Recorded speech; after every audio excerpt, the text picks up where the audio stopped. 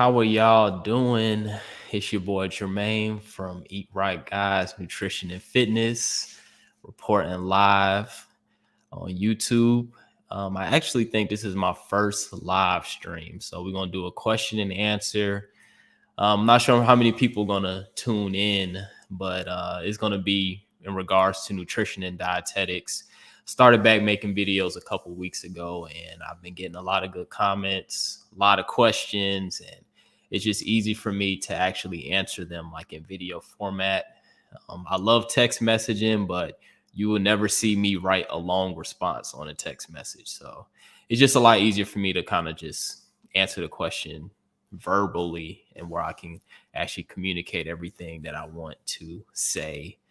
And definitely leave comments. Like I say, I'll answer any of y'all's questions. I also have some topics that I want to hit on just in case I don't get that many questions. And I want to answer some of the comments that I didn't address yet from my previous videos.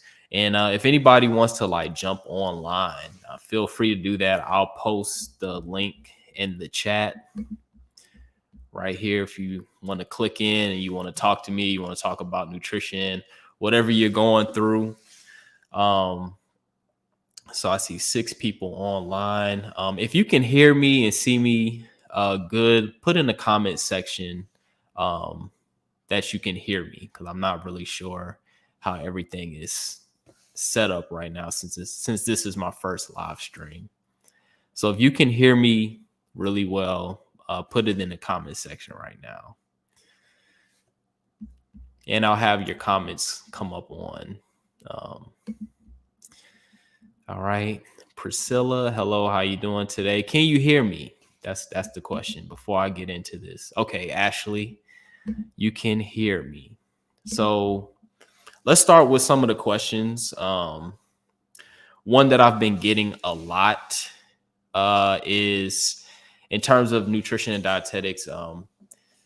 I've been kind of pushing or been expressing my frustrations on how they're pushing the master's degree program and extending how much schooling and how much money you have to take out to become a dietitian. And so a lot of people are commenting and sending me messages like, hey, I'm kind of in this situation to where I can't afford to go to graduate school, or I can't afford to do an internship, or I don't really want to become a dietitian because of how long it's going to be. Like, what are some other avenues that I can go to where it's still kind of nutrition related and I can still use like my bachelor's degree as a dietitian? And like a few years ago, I actually wrote like an article. I used to have a website. My website is down. It's no longer exists, but I wrote a blog on like the 10 different occupations you can pursue with a bachelor's in nutrition and dietetics degree without being a dietitian. So I'll address that right now. So some of the jobs that you can have without being a dietitian that's kind of nutrition related. One is you can get into food science. So you can become a food scientist. You can become a food safety inspector. You can also be a chef. You can get into public health. You can teach at a university level, be an instructor. You will have to get a master's degree to do that, but you don't necessarily have to be a dietitian. And you can teach nutrition courses without being a dietitian. Also, you can be a food service manager, work at a hospital. You can work at long-term care. They make a lot of money. If you like food service, if you've ever worked like in fast food and have experience in that, that could be something that you can pursue. And you'll work alongside dietitians as well. And that can give you experience if you ever want to pursue becoming a dietitian in the future. Also, you can do corporate health. So a lot of times like corporate health, like companies that want to hire people so they can get their employees healthy, a lot of times they don't necessarily hire dietitians. So just with a nutrition degree, you may be able to do that and just kind of give out general health information, which that's really what most people need. Also, you can get into pharmaceutical sales, which for the most part isn't really nutrition unless you work for like Abbott or Nestle and stuff like that. But in any kind of sales job, you definitely can make a lot of money. And the one profession that I've been pushing is to become a physician assistant. So to become a physician assistant, you don't really have like a required bachelor's degree in order, you know what I'm saying, in order to qualify for PA school. You just got to have a bachelor's degree. They will require you to have some experience in the medical field. And then if you get accepted in PA school, it's like 2 years to do that, and you become a PA, and you'll be making like double, if not triple, of what a dietitian will make. So if you can go that route, that's a route that I really push for. It's going to be expensive. You're going to take out a lot of debt.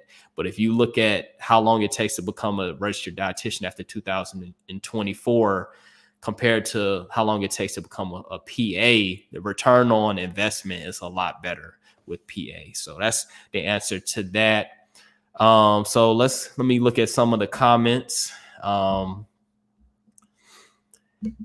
right, DS, how you doing? All right, Scoop C, loud and clear. Okay. All right, DS. Thank you for your videos. They have been so helpful. I had posted a video before and had 3 questions. It's been quite difficult to find places to shadow because of COVID. Any advice? Yeah, that's definitely hard to do. I would say reach out to a dietitian. Now, if you go on the Academy of Nutrition and Dietetics, on their homepage, they have a link where you can find a dietitian. And so you go on there, you type in like your city or whatever, or your zip code, and you can find dietitians that are registered on there. And I would just ask them if they can be your preceptors virtually. That's going to be a lot easier than doing in person, because like you said, with the COVID, a lot of these jobs don't want outside people coming in. And then being a student, it's a lot of paperwork that has to be done. You probably have to get a background check. You may have to get certain shots. You may have to get the vaccine. It's just way easier if they can do that from a virtual standpoint. And I think that's the route that you maybe should go to, but it's still going to be hard. It was always hard to find preceptors, but I would go into that. I would probably look for a dietitian yourself and just kind of bring up, hey, is there a way that I can do that? You can be my preceptor, but do it virtually, which will probably be easier. So your next question is, how did you cope with your anxiety?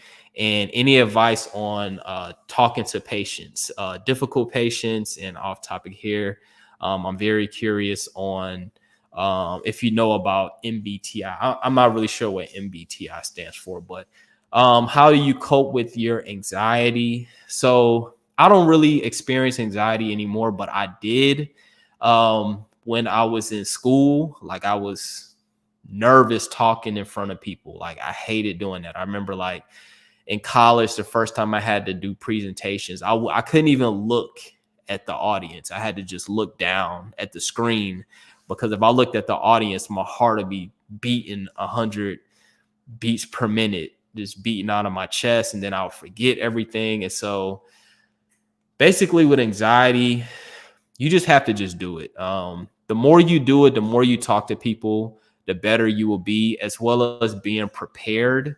The more prepared you are, it's going to be better. And then in terms of talking to people about nutrition, you have to realize, and you'll realize this once you get more experience, that you know a lot more than what they know. And you'll realize that most people don't know anything about nutrition. So once you kind of realize that you're not going to have a lot of people challenging your knowledge and stuff like that, the anxiety goes away. That's what really helped me once I did my internship. Like, talking to people, I was really nervous. I was like thinking everybody that I talked to is going to know more about nutrition than me. I was like, man, what if I mess up? But once I started talking to people, I realized that they actually listened to me and they wanted to hear what I had to say, and they really didn't know the difference between a protein and a carb. So it's just going to take experience. Any advice on talking to patients? Just make it a regular conversation. Like I said, I used to be nervous to talk to people. Remember doing the mock counseling assignments in undergrad and stressing out talking to my professor. But once you get into the field, and it's just like having a regular conversation with people. Difficult patients, just let them talk. If If you have a patient that's difficult, they think they know more than you, or they don't want to listen, then they're adults. Let them do what they want to do. Even if you may have patients that will swear by a particular diet that we know is not good for them, I just let them talk. I let them say what they got to say, and and I just move on, because some people you're just not going to convince. And like I say, they're adults. They're in charge of their health. There's little that you can do. So just move on. And I'm curious about if you can leave in the comments what MBTI stands for. I'll answer that because I'm not really that certain. All right. Brian plays drums. I'm in my second week of my clinical rotation. I already want to quit. Does it get better? I actually like my clinical rotations. I'm not going to necessarily say it's going to get better. It could get better depending on your preceptor.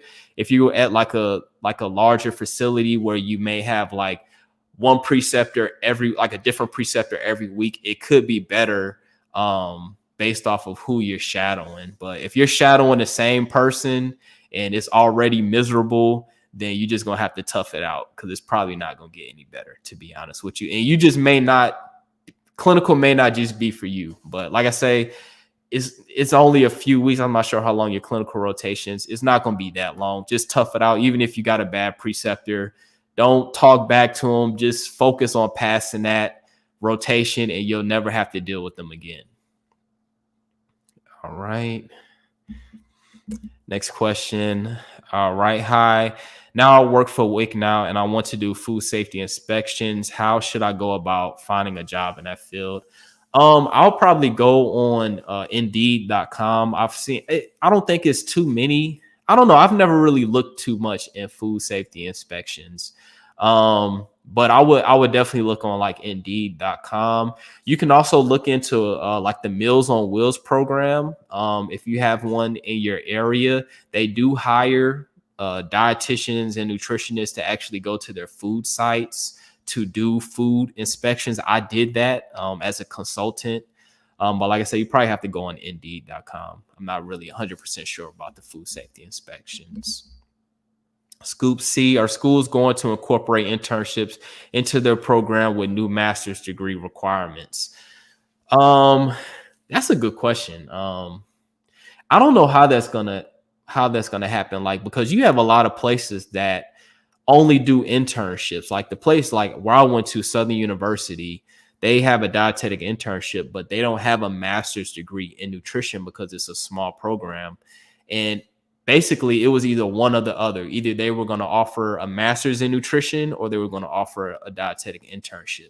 So in 2024, when you have to get your master's degree, I'm not really sure how that's going to be incorporated with a lot of like small programs, especially programs that are not associated with a university. Like for example, you have in Louisiana, in Hammond, Louisiana, you have North Oaks, which is an internship out of a small hospital.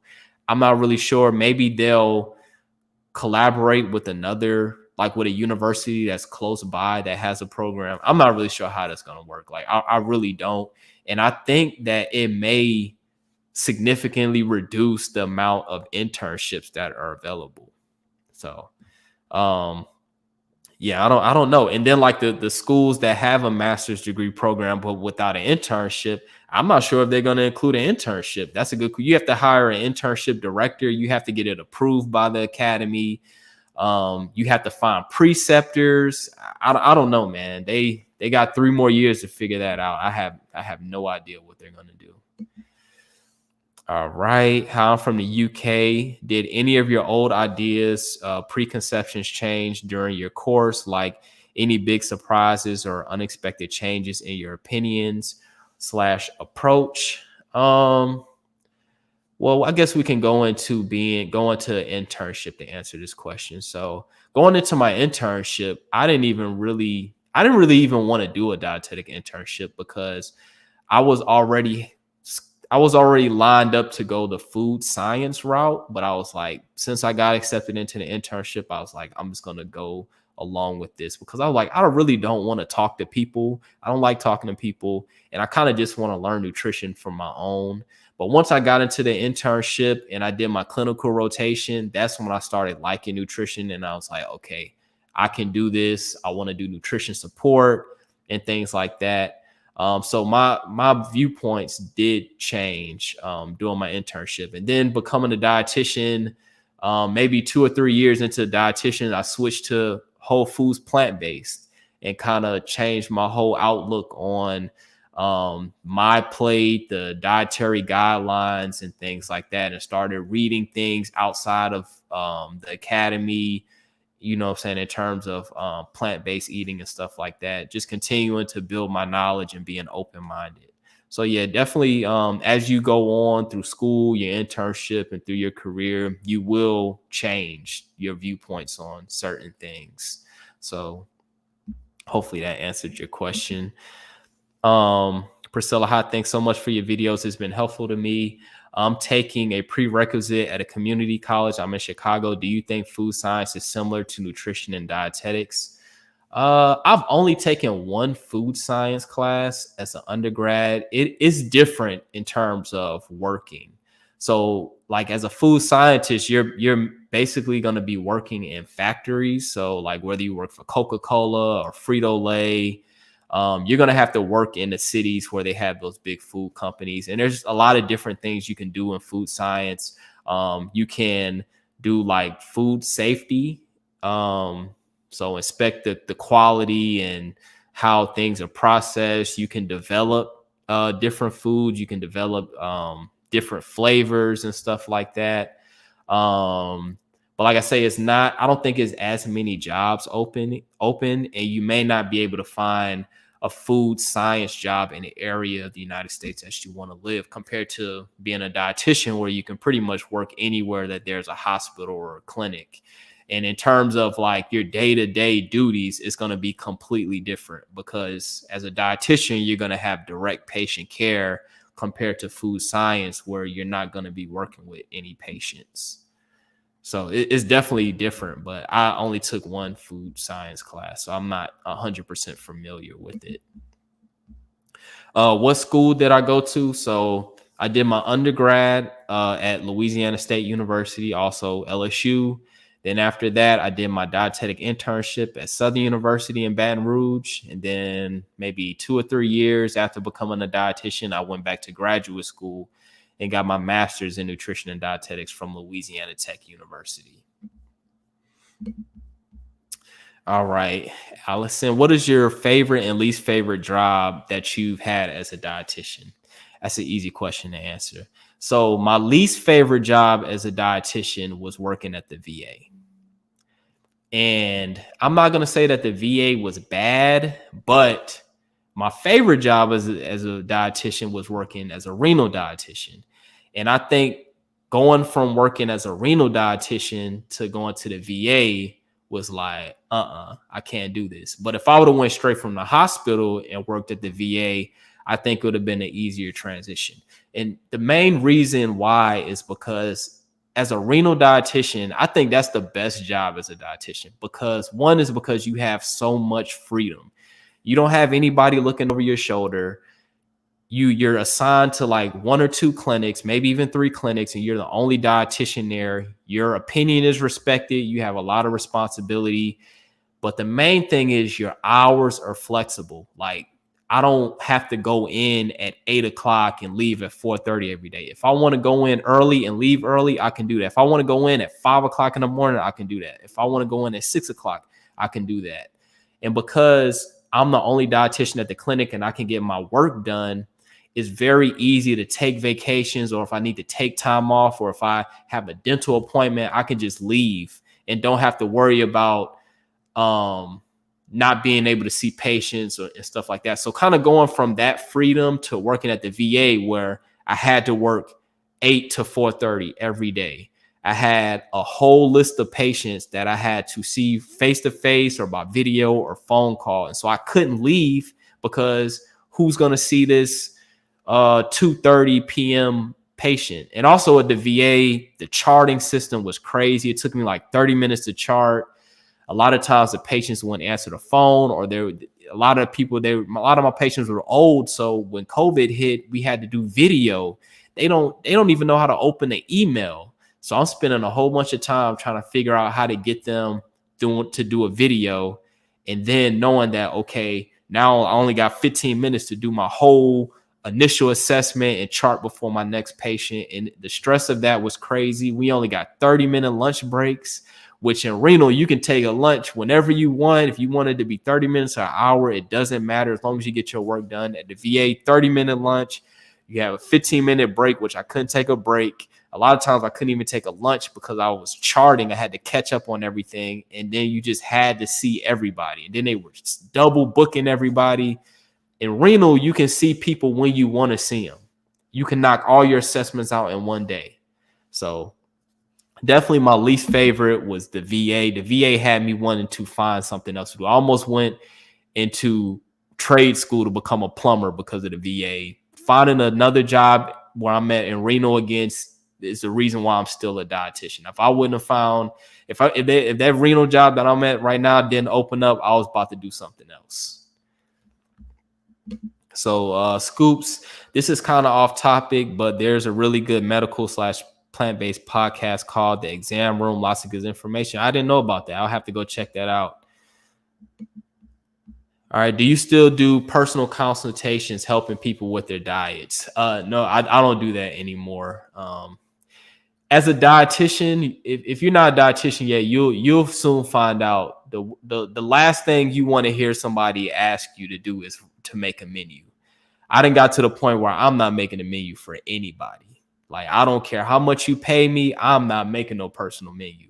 I'll give you a copy of menus that I make, but making a personal menu or customized menu is so time consuming. And you spend all this time doing this and incorporating their preferences and stuff like that for them to not even do anything with it. And so I don't do personal and in personal consultations, I don't do that at all either. I scaled back on that. I'm basically a dietitian at work. After I get off of work, I don't consider myself a dietitian anymore. And that's kind of helped me prolong my journey as being a dietitian, because you don't want to burn yourself out. Hey, what are some of the different career paths you can take as a dietitian? Okay.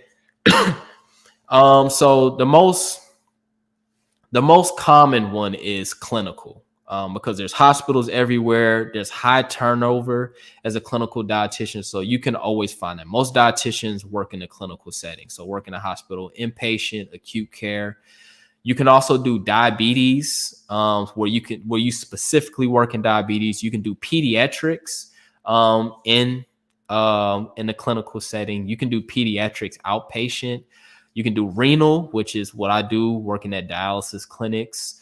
You can do, you can do all kinds of stuff. You can do public health.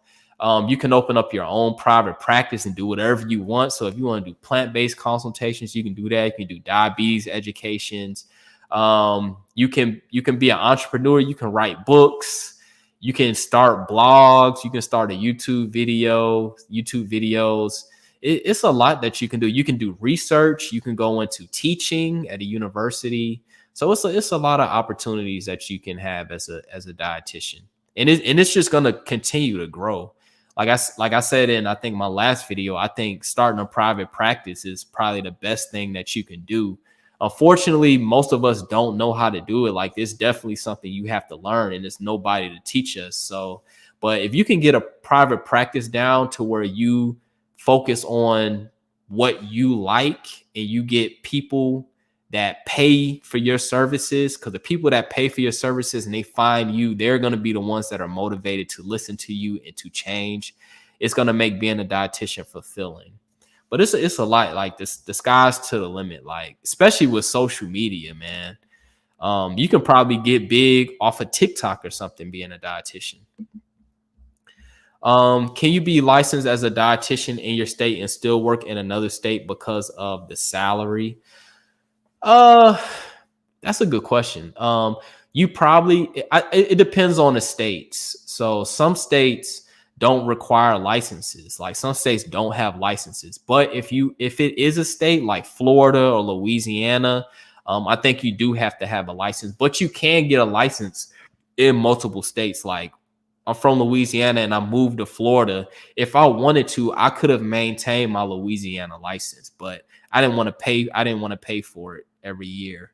So, but I think if a state requires you to have a license in that state, I think you can apply just to have multiple um, licenses. But I'm not 100% sure on that. All right. PBJ Fitness. I'm graduating this spring with my bachelor's in dietetics and I'm applying to DICAS. I'm looking towards a lot of majors, but I'm considering the VA dietetic internship and considering a master's route along with dietetic internships. Your thoughts? So the VA has very good dietetic internships. And the good thing about the VA, once you're finished with, they train you on their system. So working at the VA, I'm not even sure how I got that VA job because, for one, they like veterans and then they like dietetic interns. So with you being a dietetic intern at the VA, once you're finished your internships, you're going to get first dibs on open positions at the VA because you're already in the system, and the VA's hiring their department where they hire is crazy. So you're already in the system, and they're going to like the position that's open, they're going to offer it to you before they even put it off in public. So that's another good thing. And some VAs do have tuition reimbursement. But I would say if you can become a dietitian before 2024, I would wait to get your master's degree. Wait until you start working because most hospitals or clinics offer tuition reimbursement that's going to help you pay for your master's degree. I would go that route. I wouldn't just go straight into getting my master's if you don't have to. If you can become a dietitian without a master's degree and get grandfathered in, go that route and start working, get a full-time job, and then go get your master's degree while you're working full-time and you're eligible to get tuition reimbursement. That is the best way to do it. That's the best way to save money, and that's the best way to stay out of debt. All right. Corinna Reeves, I think I pronounced your name right. This is off topic, but can one become pre-diabetic but yet lose weight at the same time? Eating healthy, working out 4 times a week. I would say yes. So you're saying that, I guess what you're saying is that even though you're losing weight and you're working out, that you became pre-diabetic. Usually if you eat healthy and you work out, that'll actually improve your blood sugar levels. So you may have been maybe close to the diabetic range, and now since you're making healthier lifestyle changes, your blood sugar is dropping, but it's not to the point where it's in a normal level. But if you continue to be consistent with that, you can easily bring your blood sugar levels down into the normal ranges. In my opinion, now diabetes is I feel like it's a lot of gray area. From my research, the thing about diabetes is caused by insulin resistance. That's all that carb counting stuff. Forget all that. I focus on insulin resistance. How do you correct insulin resistance? And the ways you do that: 1, exercise. That improves insulin sensitivity. As you say, eating the right foods that are high in fiber, less processed, and also losing weight. Studies have shown most people that have diabetes are either overweight or obese. So you're exercising, you're losing weight, and you're eating healthy. I think eventually you'll get down to the point where you're in a normal range. All right. Amin Nicole, I think that's how you pronounce it. Did you sit for your board as an RD? Yep, I took my RD exam in 2013 after I finished my dietetic internship, and I got lucky and I passed it the first time. So back when I took it, the exam was a lot easier than what it is now. When I took it, you didn't hear about people failing. Like literally, like nobody was really failing the exam or taking it multiple times. They may have taken like 2 times at most, but now it's like if you pass it the first time, it's like you're an anomaly. So hopefully they make the exam a little easier and they don't have all this unnecessary information and random stuff. If I was to take the exam right now, there's no way I would pass it. That's why I'm like, I don't even want to become a tutor, because I'm like, I wouldn't even know what information I need to teach somebody. It's just so random. All right, West Charleston Dixon's Cathcart 2. The VA has a great retirement GS benefit. Being a GS with their benefit and pension after 20 years of service, have you thought about retirement pensions and options? Man, when I was in the VA, I wasn't. It's no way I was gonna make it no 20 years. I made it 1 year and I got out of there. I saw that position for DaVita, and I applied for it that day, and I got a phone call the next day, and I said, I'm out of there. I ain't care about no pension, no insurance. I ain't care about it. Man, none of that stuff matters if it's affecting your mental health. You know what I'm saying? Forget all that stuff, man.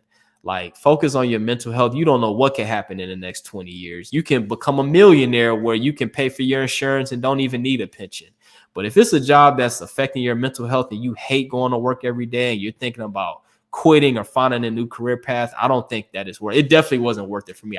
People like, man, you're crazy. You had good benefits. I didn't care nothing about no benefits. I wanted out of the VA, but that's just me. I couldn't do the VA, man. It wasn't for me. All right, let me scroll up. Okay. I'm thinking about being a RD at the VA for the retirement benefits. Hey man, just try it out, man. You might like the VA. You know what I'm saying? Especially if you're a veteran. If you're a veteran, you have a very good chance of getting hired. Now it's gonna take a long time, but man, just try it out. You may love the VA. A lot of people that work for the VA stay for the VA a long time. Me personally, I just couldn't do it. All right, Jasmine Reeves, what's your opinion on becoming a dietetic technician? That's actually one of the questions that I had written down. So my opinion with becoming a dietetic technician, a lot of people don't realize this. In 2024, once they make that master's degree a requirement, you're going to have to get a bachelor's degree to become a diet technician. I would say only pursue becoming a dietetic technician if you want to continue on to be a dietitian. Like, being a diet tech should not be your end game. You should want to be a diet tech to get experience, to get placed in a master's degree program or an internship. Dietetic technicians, first of all, there's not a lot of jobs in that field and they don't pay nothing. Like, I started off as a diet tech once I finished my internship, and I was making $12 an hour. You know what I'm saying? And I was like, man, this is crazy. The only reason why I took the job is because I was currently working at Walmart making $10.90 an hour. So I was like, well, at least I'll get a little bit of a pay raise and then I'll be working in my field. But you know what I'm saying? Like I said, that shouldn't be your end game. You know what I'm saying? Only pursue being a diet tech if you to use that as a stepping stone to become a dietitian and get experience. But don't let that be the end game. It's just not enough jobs out there, and it's not enough money. All right. Do you ever get burned out as a renal dietitian? Just wondering. I'm burned out as a dietitian, period. See, the thing about being a renal dietitian, it's the same. Being a dietitian, it's the same thing over and over again. But I'm at the point where I can deal with it. Like, I can tolerate being a renal dietitian. But you know what I'm saying? Like I say, I am burned out, but being a renal dietitian gives me the time to pursue other things. So like when I started my website, I ain't gonna lie, I built my whole website at work. When I was doing my blogs and stuff like that, I did all that at work. I was planning my YouTube video. I just have a lot of free time to do. When I started, I actually started writing books. I actually have a book I don't think I'll ever release, but you know what I'm saying? I just like that. It just gives me time to do other stuff outside of being a renal dietitian. That's what I like about it. But yeah, I'm burned out, period. Do you ever think nutrition and healthy lifestyle is common sense?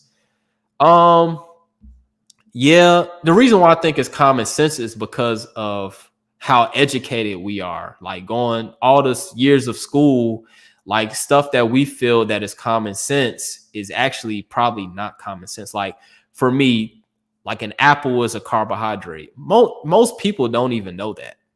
So we can kind of forget that, you know what I'm saying, stuff that we think is common isn't really that common. So, you know what I'm saying, I do sometimes I feel like nutrition and healthy lifestyle, doing the right thing. I'm like, man, shouldn't everybody know about it? But then I think about, okay, how I view food and everything before I even started studying nutrition. I didn't know anything. So, but yeah, the more you study and the more school you go to, you're going to think that stuff is like common sense when it really isn't. I will be getting old McDonald. I will be getting my associate's degree in dietetics this semester, but I'm also taking my prerequisites for nursing school. In addition to taking my nursing entrance exam, which is a better career. Okay. So now when I talk about like careers and stuff like this, I'm talking about like return. I'm talking about finances, return on investment. Nursing will give you a better return on investment than becoming a dietitian. So, for one thing about nursing, you can become a nurse with an associate's degree. I know I work with a nurse. She has an associate's degree. She is an RN, and she's probably making more money than me. Now, with that being said, if she goes back to school to get her bachelor's degree, she's going to get a pay raise. And then if she goes back to school for 2 more years after that and becomes a nurse practitioner, she's going to be making probably 6 figures easy. And she's not going to have any issues finding a job. They like nurses, especially if you're willing to travel and work in like high risk areas like COVID, like they got nurses bringing in like 5,000 a week. You'll never find a dietitian position bringing in that type of money. And you can get all that done. You ain't got to worry about no internship. They get all their supervised practice, you know what I'm saying, within that program, whether it's the associate's or bachelor's degree. So once they're finished with that, they can take the exam and start working. But with a dietitian, you got to get your bachelor's degree. Then after that, then you got to get accepted into an internship. Then you got to pass the exam, which nobody's passing. And then you get a job that's only paying you $40,000 a year. And then you don't really have an ability to make a lot more money other than just kind of gradually working yourself up the ladder.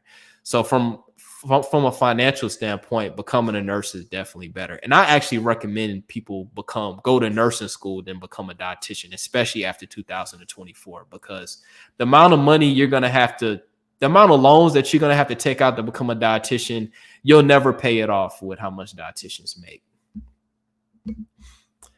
Ecstatic Butter. Wait, you left the VA? I thought you went from Reno to the VA. You back in Reno? Yeah, I've been in Reno. I've been back in Reno for a year.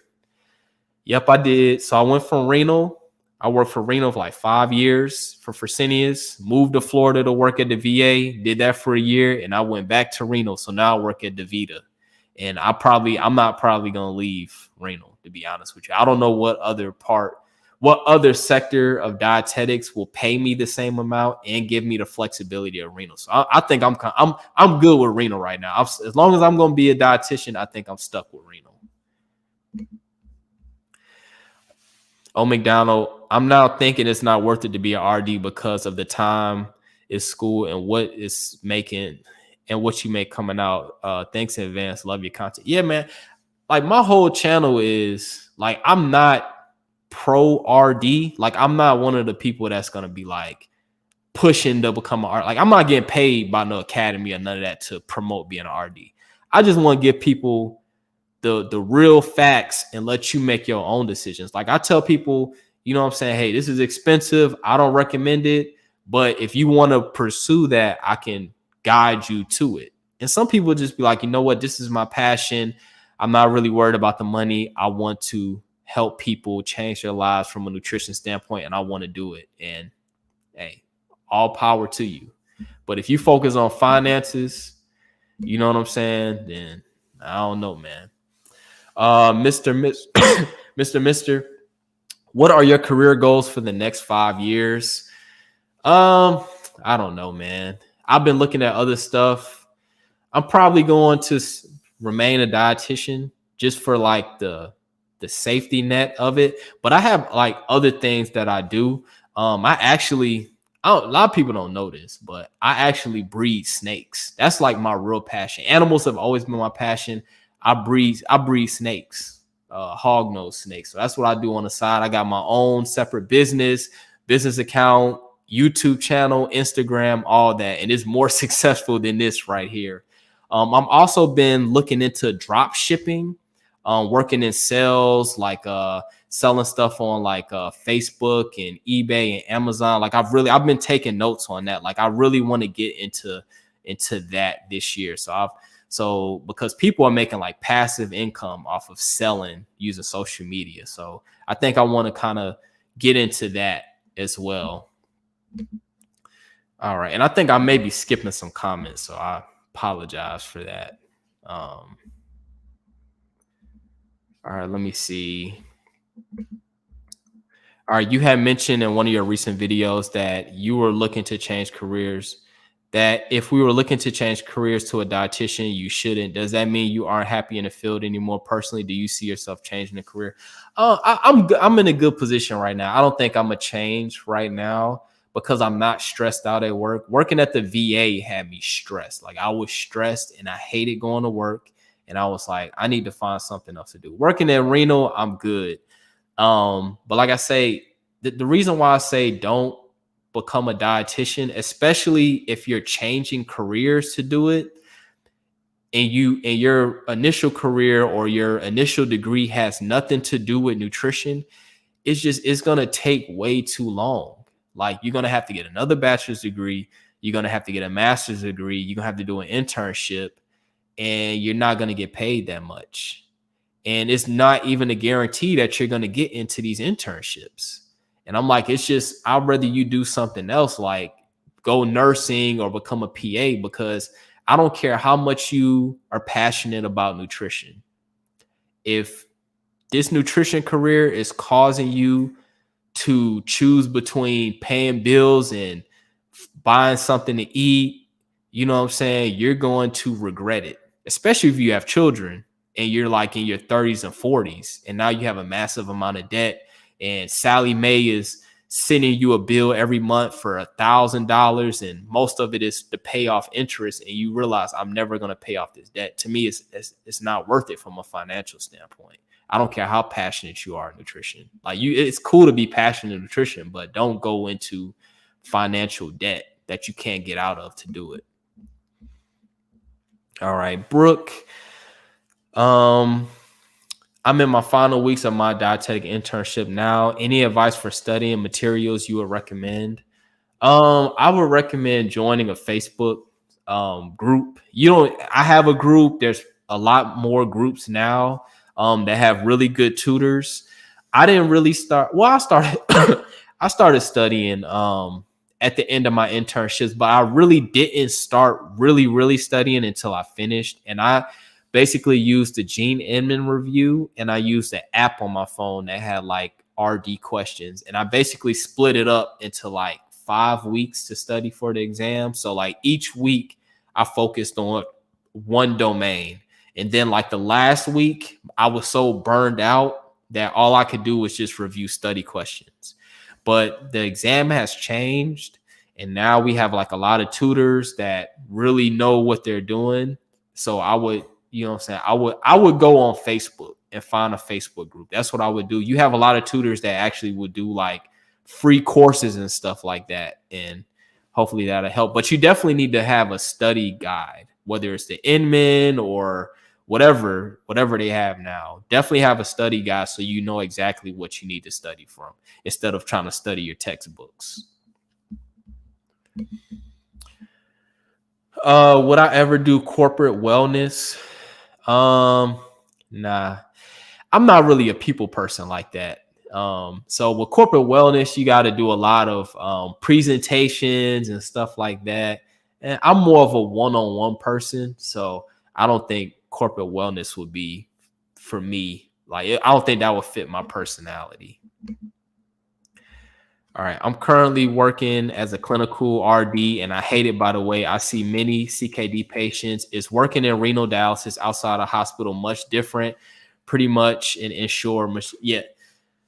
working in dialysis is completely different from working in a clinical setting and working on a renal floor. You're going to learn way more about kidney disease. Like you think you may know about kidney, like working in like clinical, I felt like all I really knew was like the renal diet. Like once you work in dialysis, you learn about all the different labs and you learn like you're responsible for labs now. So, and you learn how everything is like how everything works together.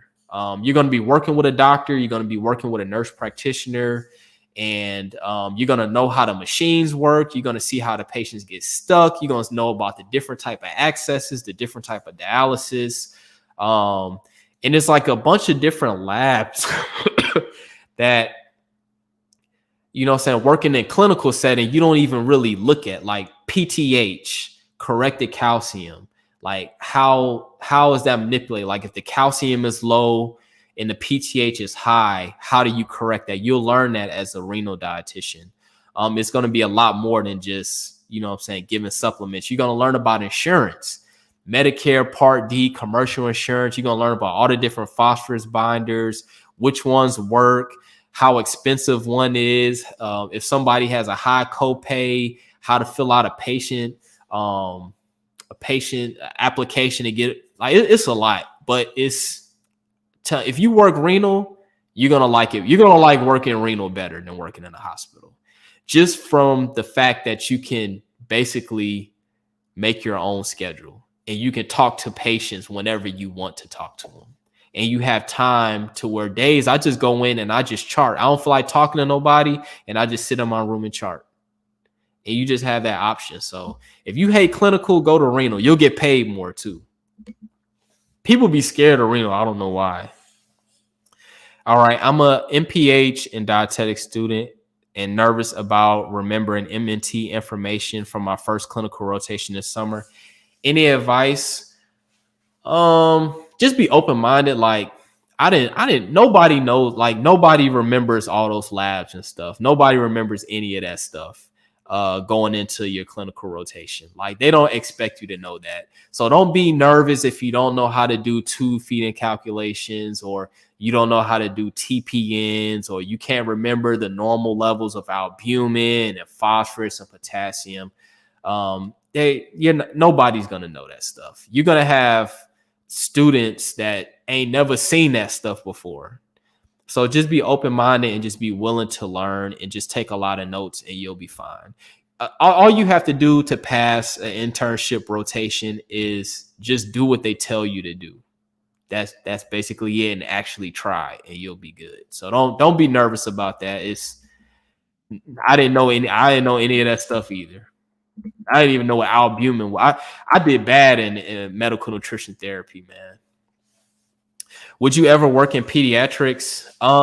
Actually did some consulting in pediatrics a few years ago when I lived in Louisiana. It's not for me. I'd rather just work with adults.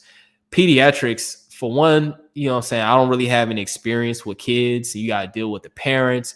And the pediatrics, they have some of their diagnoses I've never heard of before. And like I just felt like I didn't know what to recommend these people. Like the little pocketbook that they sell at the academy is no help at all. And I'm like, you know what? I'm going back to my adults where I kind of know what I'm doing. But yeah, pediatrics, it's just not for me. All right, Ecstatic Butter. Do you play Fortnite? I feel like I'm the only RD that plays Fortnite. No, I don't play Fortnite. I play Call of Duty. All right, Priscilla. I'm 18 years old, and I think I'm lucky to begin my career still young and not worried about anything, having faith in God and doing my best. Yeah, you're doing good at 18. You're learning all you can. You're not like me where you just go in there blind. I didn't know when I majored in dietetics. I didn't know what a dietitian was. I didn't know we had to do an internship. You know what I'm saying? I just kind of just followed along the path. But it's good that you're learning and you're hearing the pros and the cons of being a dietitian. That's going to help you make the best decision. All right. With the new FEM, I think the future education model, There's a program at UNE called MSAN. It does require some prerequisites if you have a bachelor's in something else. Do you still not advise it? Man, I don't know. Like, if you really want to become a dietitian, like, and another reason why is because, like, a few years ago, more than a few years ago, I made a document where I went onto the academy. And I was like, because the academy, if you look on the academy, when I was in school, if you look at the different colleges and the internships, they would tell you on Academy's website how much tuition would be. They took that off. So I was like, you know what? I'm going to make a document where I'm going to look myself. I'm going to go to all these websites and I'm going to look at, and I'm gonna find out how much it costs for each one of these internships. And once I did that document, the internships that combined a master's degree program were the most expensive. They were like averaging over $20,000 for the program. Now, a regular internship was averaging around $8,000 to $12,000. They even had I think the most expensive program that I saw that was a coordinated program with a master's and internship was like $63,000 with just tuition. That wasn't including all the other stuff that comes with dietetics. And I'm just like, man, that is crazy. That is crazy. Like, how much money. And I'm like, and then most people already have debt from undergrad. So I'm like, why would I tell somebody to do one of these programs and acquire even more debt when I know the pay is not going to be good enough to pay off this debt? And then once you get out of school, you want to start a family, you want to get a house, you want to get a car. And now you have this debt, this huge debt that's gaining interest. And I'm just like, I don't know. If you want to do it, but just don't make an emotional decision. Look at the finances. That's all I got to say, because like I say, I don't care how passionate you are in something. If the money ain't right, you're going to lose your passion. Trust me. Is there any scholarships available in pursuing nutrition and dietetics? How do I get them? Any websites? There are a few scholarships. They don't pay nothing. So the Academy of Nutrition Dietetics, they have scholarships. If you join one of like the groups in the academy, a lot of times they have a scholarship. Usually like your state level dietetics associations will have scholarships. Some graduate programs will have stipends, or you can become a graduate assistant and they'll pay your tuition like you're working as a graduate assistant. I think that's a route that people can go through, becoming a graduate assistant, see if you can do that. But for the most part, and especially for a master's degree program, good luck. That's why I tell people, like, become a dietitian first, get a job that has tuition reimbursement, and then go do your master's degree program, because that's a scholarship right there. Also, how do you feel about oncology dietetics work-life balance? I've never worked in oncology before. So you can do oncology inpatient, where you work like an oncology floor, or you can do it outpatient. But like I said, I've never worked, like I've covered the oncology floor before, like doing clinical. You cover everything, but I'm not sure of like the day-to-day how it is like working outpatient. I don't know. I don't know if you get to make your own schedules and stuff like that. Yeah, I'm not sure.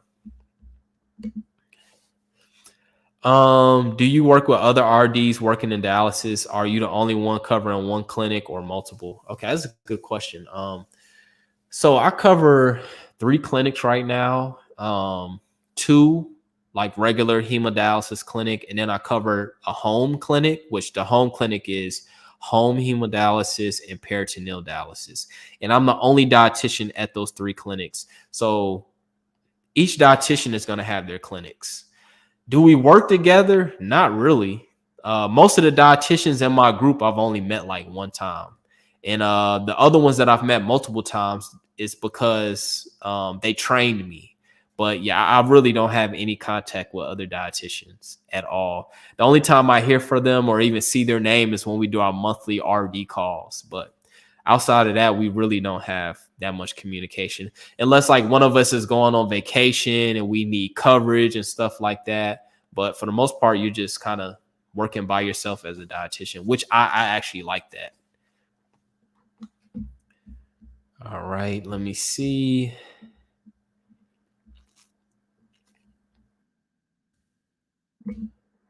All right, appreciate it. No problem. Um, where is the cheapest place in the US to do your internships in terms of living and easier way to get into the internship? Uh Man, email me at eatrightguy@gmail.com. I'll send you that document that I made.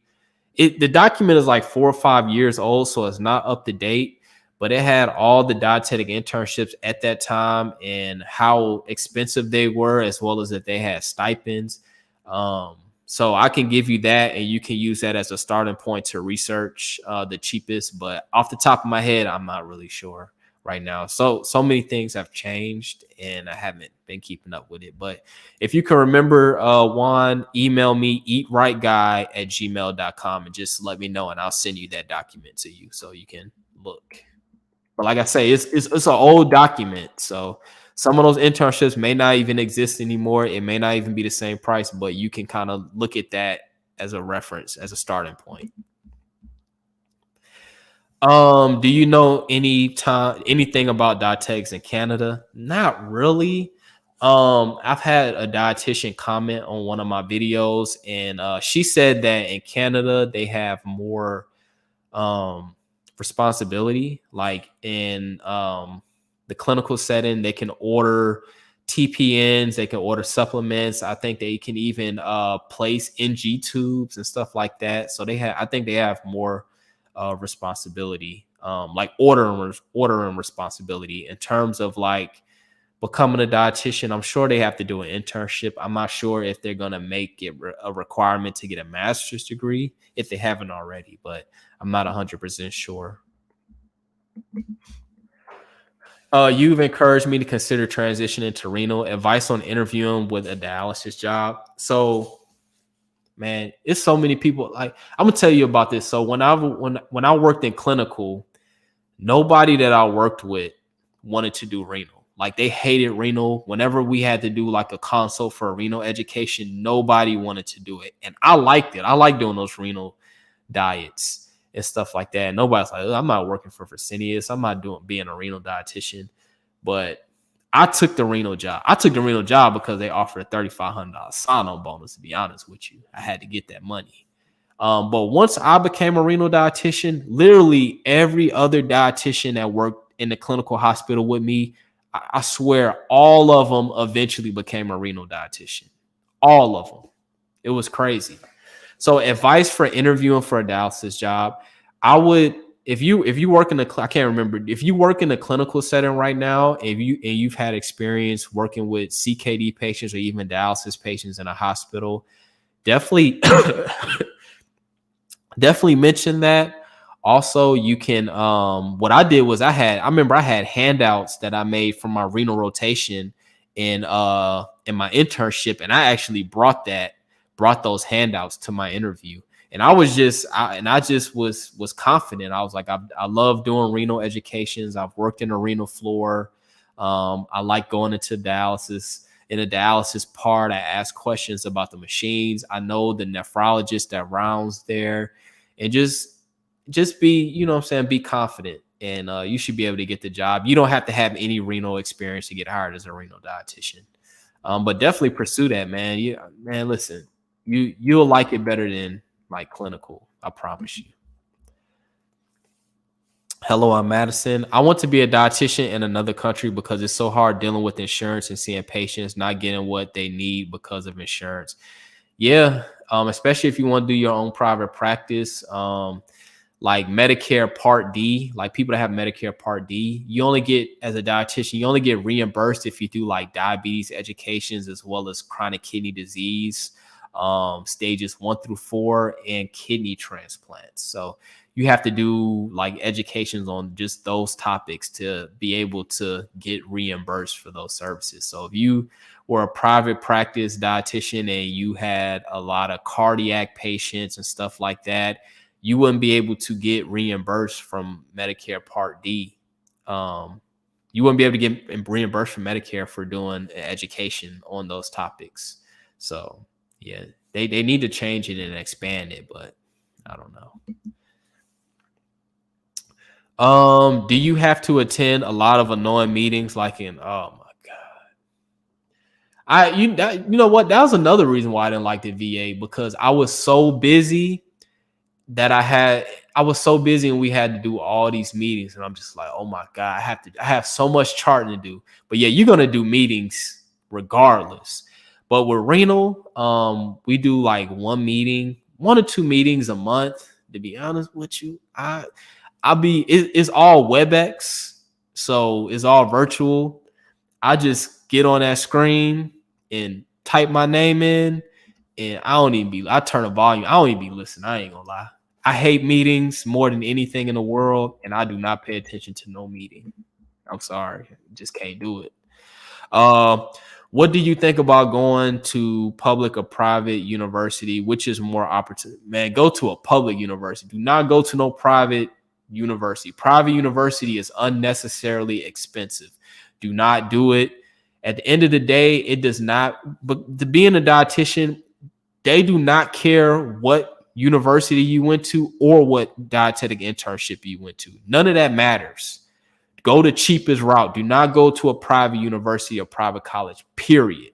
Period, period, period. Do not put yourself in that financial debt when it's not even needed. Go the cheapest route. If that means starting off at community college and then going to a state school and then going to the cheapest dietetic internship, all that matters is that you're a dietitian. That's all that matters. Nobody cares what school you went to or what internship. So do not go private. Please don't do that. Have you heard about travel dietitians? I have. I'm not too familiar with that. I remember before I moved to Florida, I actually interviewed for a position as a travel dietitian in Texas. It was like, I think McAllen, Texas. It was a city like at the border of Mexico. And they were telling me that I would be assigned to like 5 different hospitals down there. And my biggest concern was like, do I need to know Spanish living that close to Mexico? He was like, oh no, everybody speaks English and Spanish. And I was like, yeah, right. And but then like just going to all those different hospitals and learning all their charting systems, I was like, I can't do that. I like stability. So I'm pretty sure you can make a lot of money being a travel dietitian, but it's not for me. I'd rather be at the same place where I use the same system over and over again instead of having to learn different charting systems and stuff like that. What do you think makes renal education different compared to other educations? Because of how complex it is.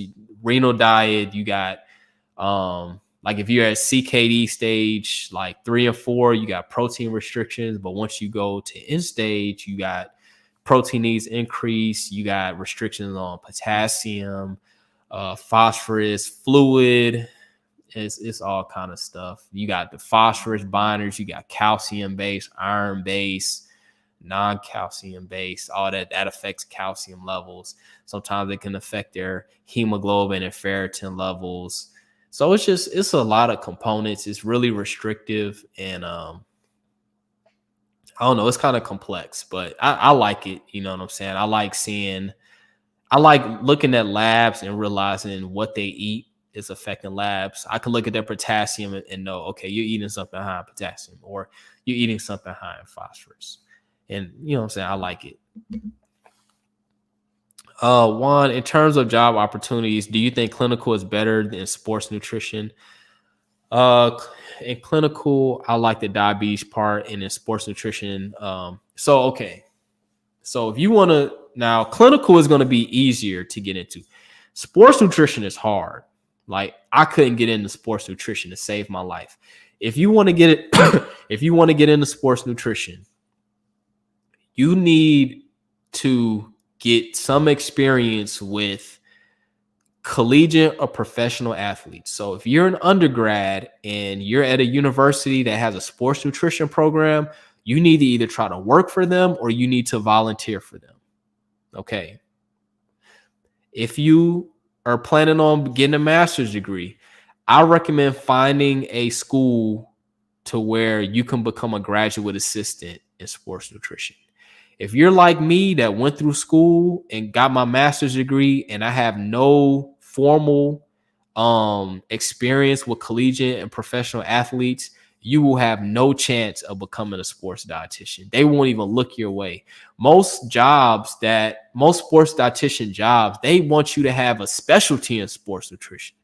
I'm like, how can I even get the hours to get a specialty if I can't even get an opportunity? Like, they feel like if you haven't worked with athletes that you don't qualify, that's how I felt. And I'm like, why? I'm like, if I can work in a clinical setting doing TPNs, I can definitely deal with somebody that's healthy.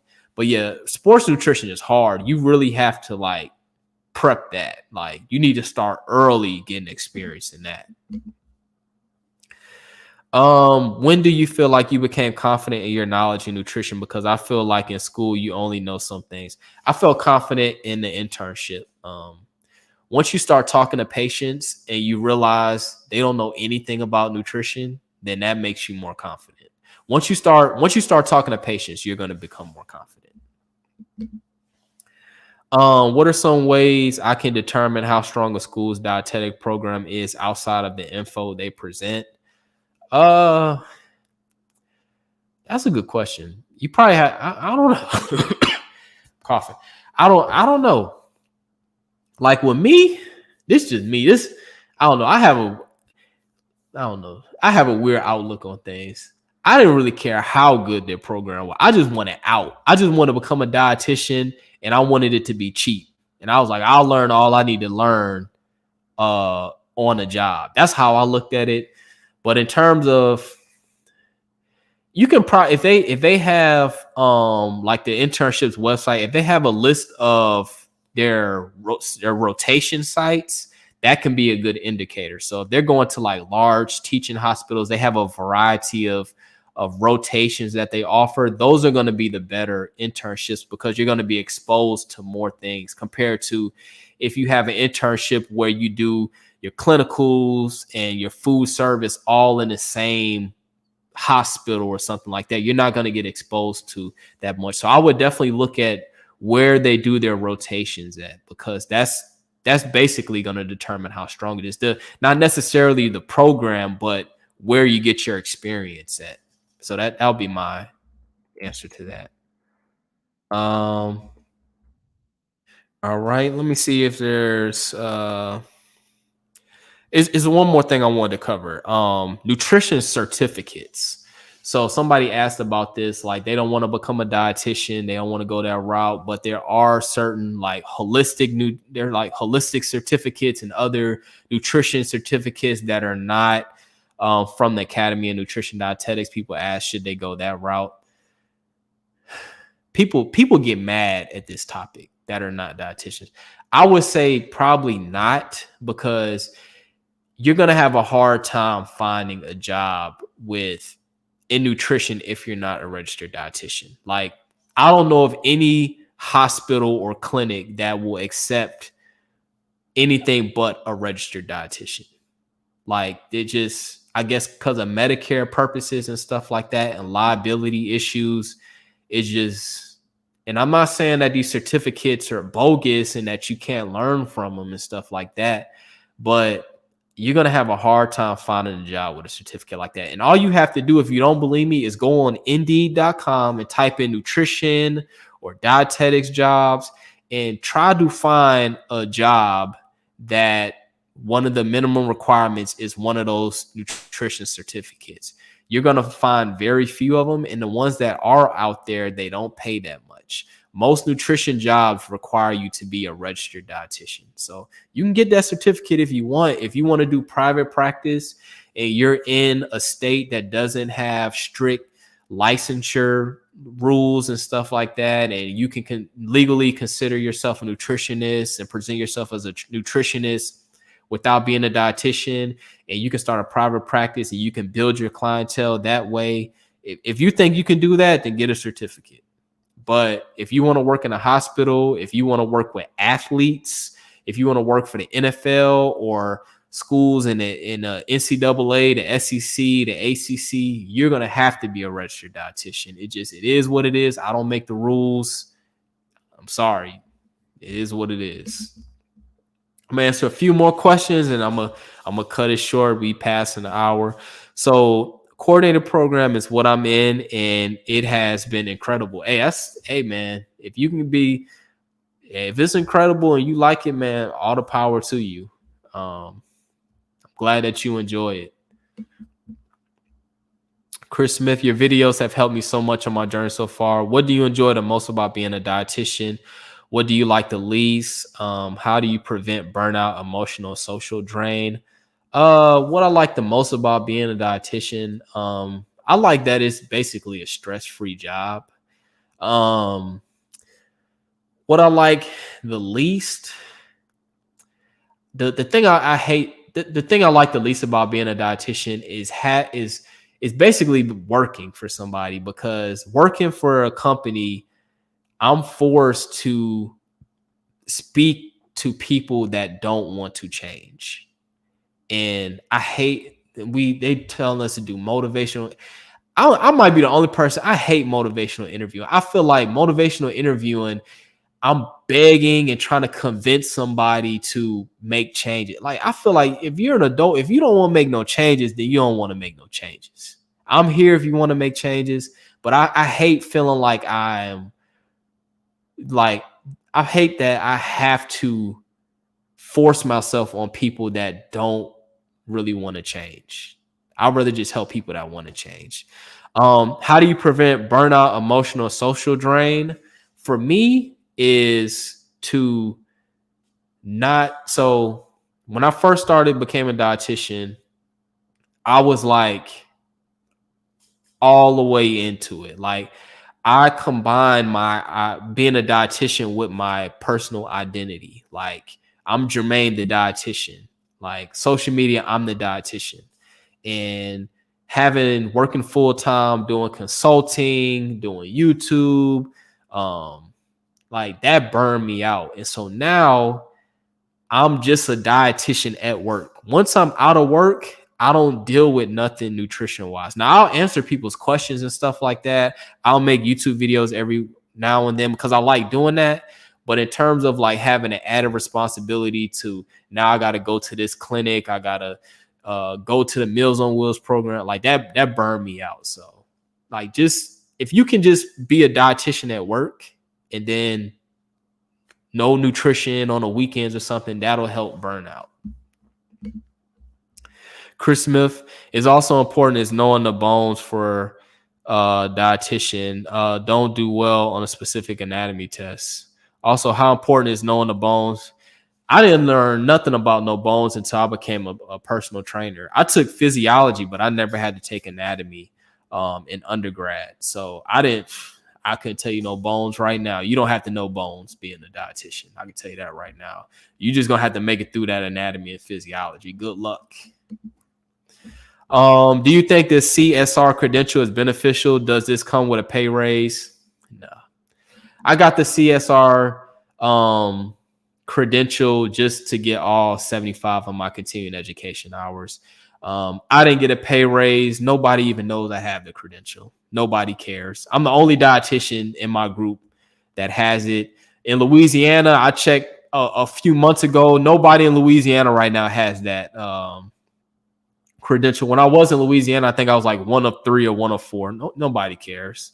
I just got it to get my 75 continuing education hours, and I did not get a pay raise for it. Based on diversity, do you think race has a significant impact on being a dietitian? Do you feel blacks are most in this field, and where you concerned about it? I don't really be thinking about race, but I do think them transitioning and requiring a master's degree is going to hurt a lot of minorities, because usually minorities, we come from, you know what I'm saying, we don't have as much money. So now you're making a requirement to where you have to spend extra money, and then internships, a lot of times you can't find financial aid. So I think that's going to push a lot of minorities from becoming a dietitian. I think they're trying to increase diversity, but some of the policies that they're implementing is going to do the opposite thing. But I wasn't concerned at all about it. I just never look at it like that. I don't know. Even being a male in a female predominant field, I didn't even care. I don't really care about race and gender and all that stuff. After how many videos you started getting views? I still don't get no views, man. I'm lucky if I get 150 views. Sometimes you'll get a viral video, but in terms of like getting partnered on YouTube and making money, it took me like a year and a half. You just have to be consistent. But in order to make like people that get like 1,000, 5,000, 100,000 views a video, I have no idea, man.